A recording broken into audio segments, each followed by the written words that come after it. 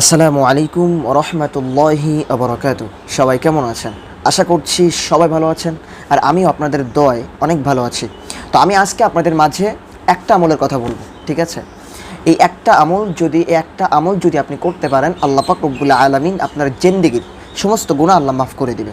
দেখেন, দুনিয়ার জেলখানায় যদি আপনি বড় ধরনের আসামি হয়ে থাকেন, কিংবা আপনি একটা মানুষ খুন করেছেন, কিংবা আপনি ডাকাতি করেছেন, চুরি করেছেন, দুনিয়ার আদালতে, দুনিয়ার হাইকোর্টে আপনার জন্য সুপারিশ, আপনার জন্য বিচার ফয়সালা হয়েছে যে আপনাকে ফাঁসি দেওয়া হবে। কিন্তু আপনি যেমন ফাঁসির আসামি হয়েও কিন্তু বাঁচার কোনো লাইন থাকে না। তো দুনিয়ার আদালতে যদি আপনার বাঁচার কোনো লাইন না থাকে, কিন্তু বিশ্বাস করেন, দুনিয়ায় থাকতে আপনি যত বড় অন্যায় করেন না কেন, যত বড় আপনি পাপ করেন না কেন, বিশাল বড় বড় কবিরা গুনাহ যদি আপনি করে ফেলেন, ঠিক আছে, পরে যদি আপনি অনুতপ্ত হয়ে আল্লাহর কাছে যদি ক্ষমা চান, যদি আপনি খাস তওবা করেন, আল্লাহর কাছে যদি আপনি বলতে পারেন যে আল্লাহ, আসলে এই গুনাহটা করে আমার ভুল হয়ে গেছে, আল্লাহ তুমি আমাকে মাফ করে দাও, তুমি তো গফুর, তুমি তো গফফার, তুমি তো রহিম, তুমি তো রহমান, আল্লাহ তুমি আমাকে মাফ করে দাও। বিশ্বাস করেন, আল্লাহ আপনার জীবনের সব গুনাহ মাফ করে দিবে। তবে একটা শর্ত আছে, যে বড় গুনাহ বলতে আপনি শিরক বাদে। আল্লাহ পাক রব্বুল আলামিন কোরআনেও বলে দিয়েছেন, লা ইউশরিক বিল্লাহ, আমি সব গুনাহ ক্ষমা করব, কিন্তু আমার সাথে শিরক করলে আমি আল্লাহ কখনো ওই গুনাহ ক্ষমা করব না। আপনি মাত্র একটা শিরক করবেন, ওই একটা শিরকই জাহান্নামে যাওয়ার জন্য যথেষ্ট হবে। এই জন্য কখনো আল্লাহর সাথে শিরক করবেন না। দেখেন, আল্লাহ পাক রব্বুল আলামিন একটা কথা একটু চিন্তা করবেন। দেখেন, আপনি যদি কারোর আন্ডারে কাজ করেন, কাজ ছাড়া তো কেউ আপনাকে বেতন দিবে না, কেউ বেতন দিবে না। কিন্তু দেখেন, আপনি এই যে আল্লাহর কত নিয়ামত আপনি ভক্ষণ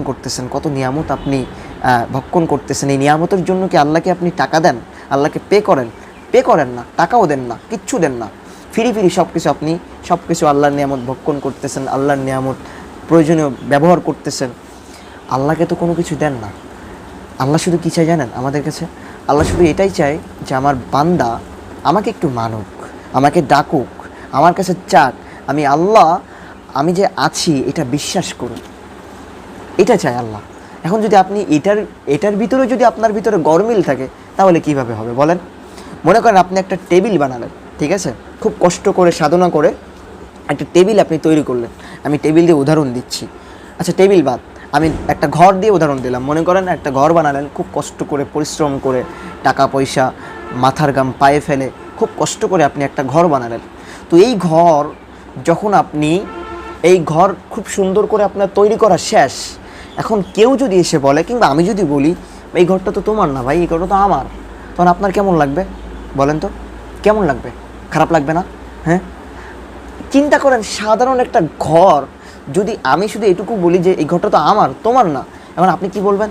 এত কষ্ট করে আমি বানাইলাম, এত কষ্ট করে আমি সব কিছু করলাম, এখন তুমি বলতেছো এটা তোমার? এটা তো হয় না, কোশ্চিনকালে হয় না, হবে? এটা আপনি কষ্ট পাবেন না? রাগ হবে না আপনার মাথায় প্রচণ্ড রাগ হবে না? কষ্ট করে আমি বানাইছি, মারামারি খুনোখুনি হয়ে যাবে, ঠিক কি না বলেন? তো আল্লাহ পাক রব্বুল আলামিন এই সমস্ত কিছু সৃষ্টি করেছেন। এই যে আসমান, বিশাল বড় আসমান, যে আসমানের নিচে আমরা থাকি, এই বিশাল বড় আসমান, এই যেমন আমি যে কথা বলতেছি দালানের ভেতরে, এই যে ছাদটা, এখানে যদি খুঁটি না থাকে, এই ছাদটা থাকবে না। চিন্তা করেন, এই বিশাল বড় আসমান, আল্লাহ পাক রব্বুল আলামিন কেমন ক্ষমতাশীল। চিন্তা করেন, বিনা খুঁটিতে, কোনো খুঁটি নাই, বিনা খুঁটিতে আসমানটাকে দাঁড় করা দিছেন।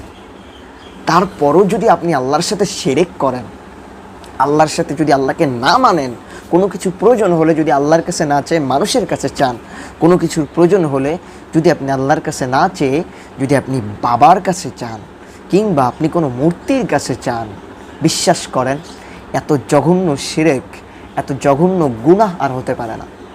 এই জন্য আমরা সবসময় দেখেন, আমরা কিন্তু প্রায় সময় কথায় কথায় শিরক করে ফেলি, আসলে না জেনেই, মানে এটা কেমন যেন শিরক হয়ে যায়। মনে করেন একটা আপনি ওষুধ খাচ্ছেন, আপনার অসুখ হয়েছে, জ্বর হয়েছে, কিংবা ডায়রিয়া হয়েছে, কিংবা আপনার অনেক সর্দি হয়েছে, কাশি হয়েছে।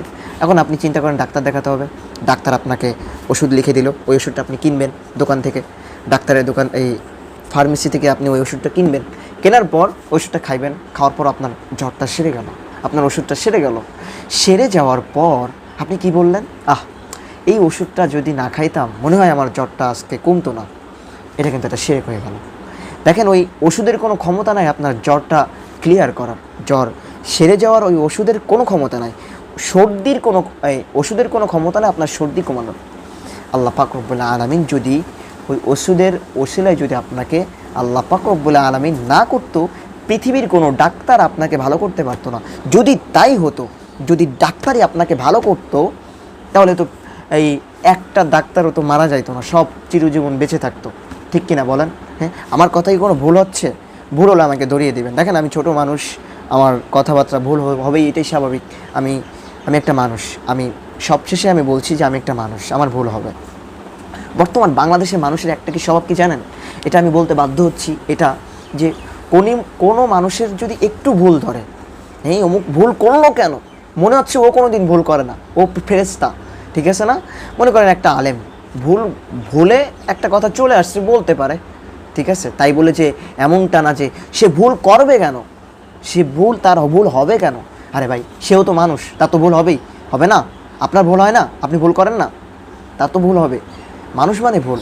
এই জন্য আমরা ভুলটাকে আমরা ধরিয়ে দিব, মানে এমনভাবে ধরিয়ে দিব যাতে সে মানুষটা আবার কষ্ট না পায়। ঠিক আছে না? এটা ছিল আমাদের নবীজির আদর্শ।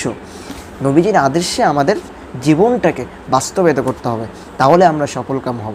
ঠিক আছে? যাই হোক, যে আমলের কথাটা আমি বলতেছিলাম, এই আমলটা কিচ্ছু নয়, আমলটা হচ্ছে আজকে জুমার দিন।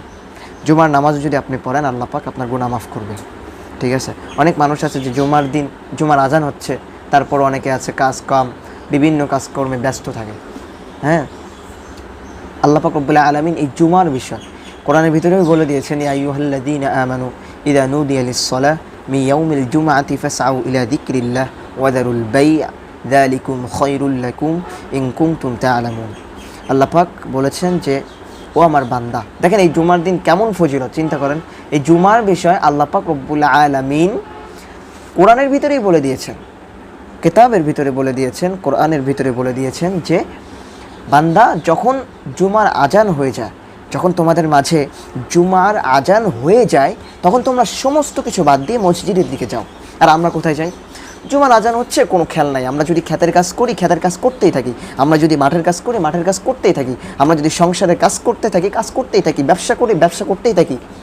কোনো খেয়াল নাই, আজান দিচ্ছে দিক, সমস্যা কি? নামাজের 5 মিনিট আগে যাও। অনেকে আছে নামাজও পড়ে না, জুম্মার নামাজও পড়ে না। দেখেন, জান্নাতে যাওয়ার জন্য সবথেকে বড় সহজ মাধ্যম হচ্ছে নামাজ। নামাজ যদি আপনি না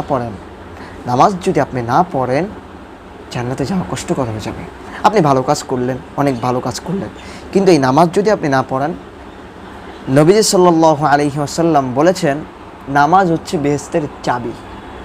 আপনি যদি নামাজ না পড়েন, ভালো কাজ করার জন্য মনে করেন আপনার জান্নাত হয়ে যাবে, কিন্তু জান্নাতের চাবি তো আপনার কাছে। বলবে, চাবি নিয়ে আসছো? তুমি কি চাবি আসছে তোমার কাছে? তখন আপনি কী জবাব দিবেন? আপনার চাবি নাই, নামাজ পড়েন নাই, তাহলে চাবি পাবেন কোথায়? নামাজ পড়তে হবে। তবে নামাজ পড়ার জন্য অনেক শর্ত আছে, যেমন মনে করেন কোরআন তেলাওয়াত সহি হওয়া লাগবে। এখন আপনি বলতে পারেন, হুজুর আমরা তো নামাজ পড়ি কিন্তু কোনো কাজ হয় না। শুনেছি যে নামাজ পড়লে মানুষ গুনাহ থেকে বেঁচে থাকে, নামাজ পড়লে সংসারের ভিতরে বরকত দেয়, নামাজ পড়লে তারপর অনেক কিছু থেকে আল্লাহ পাক রব্বুল আলামিন হেফাজত করে। তো সব কিছু আমরা নামাজ পড়তেছি, তো কোনো কিছু লাভ হচ্ছে না। আরে ভাই, যারা নামাজ পড়ে, যারা সাধারণ পাবলিক, যারা কলেজে পড়ে, যারা ভার্সিটিতে পড়ে, যারা অফিসে জব করে, পুলিশের চাকরি করে, যারা সেনাবাহিনী, মানে সবাইকে বলছি, যারা সাধারণ পাবলিক। আচ্ছা, আপনি বলতে পারবেন কয়জন পারে এই যারা সাধারণ পাবলিক? আমি কিন্তু মাদ্রাসার পোলাপানের কথা বলতেছি না, মাদ্রাসার ছাত্রদের কথা আমি বলতেছি না, মাদ্রাসার শিক্ষকদের কথা আমি বলতেছি না। তারা তো পারবেই, তারা মাদ্রাসায় পড়াশোনা করেছে, তারা মাদ্রাসায় পড়েছে, তারা তো পারবেই। যেমন আমি মাদ্রাসায় পড়েছি, আমি তো পারবই, তাই না? যারা মাদ্রাসায় পড়ে নাই, যারা ইসলাম সম্পর্কে যাদের কোনো জ্ঞান নাই, যারা সাধারণ পাবলিক বলা হয় এক কথায়, মূর্খ পাবলিক, তারা দেখবেন অনেকে আছে নামাজ পড়ে, রিক্সা থামায় অনেকে আছে নামাজ পড়ে, খুব ভালো লাগে দেখলে, বুঝছেন? কিন্তু অনেকে আছে যে সূরা ফাতিহাটা ঠিকমতো পড়তে পারে না, আবার তারা চেষ্টাও করে না। দেখেন, আমি বলতেছি না যে আপনি পারেন না বলে নামাজ পড়বেন না, নামাজ পড়বেন, ঠিক আছে, কিন্তু আপনি পারেন না, চেষ্টা তো করবেন। হ্যাঁ, আমি আজকে কমেন্টে দেখতে চাই কারা কারা এই নামাজ শিখতে চান, কারা কারা এই নামাজের সূরা কেরাতের ভিডিও চান। আমি প্রত্যেক দিন কম করে একটা আমি ভিডিও করব, যেমনভাবে ভিডিও করি, যেমনভাবে আমি আমলের ভিডিও দিই, আমল ভিডিও দেবো, সাথে প্রত্যেক দিন একটা ছোড়া করে, ছোট্ট একটা ছোড়া আমি আপনাদেরকে মৎস্য করা দেবো। এইটা কে কে চান অবশ্যই আমার কমেন্ট বক্সে দিবেন, তাহলে কালকে থেকে আমি স্টার্ট করবো ইনশাআল্লাহ। আল্লাহ পাক রব্বুল আলামিন আমাদের সবাইকে, আমি যা কিছু বলেছি আল্লাহ আমাদের সবাইকে আমল করার তৌফিক দান করুক। সবাই বলেন আমিন। তো আজকের ভিডিওটা এই পর্যন্ত, সবাই ভালো থাকবেন, সুস্থ থাকবেন। এখন আমি আপনাদের মাঝ থেকে বিদায় নিচ্ছি। আসসালামু আলাইকুম ওয়া রাহমাতুল্লাহি ওয়া বারাকাতুহু।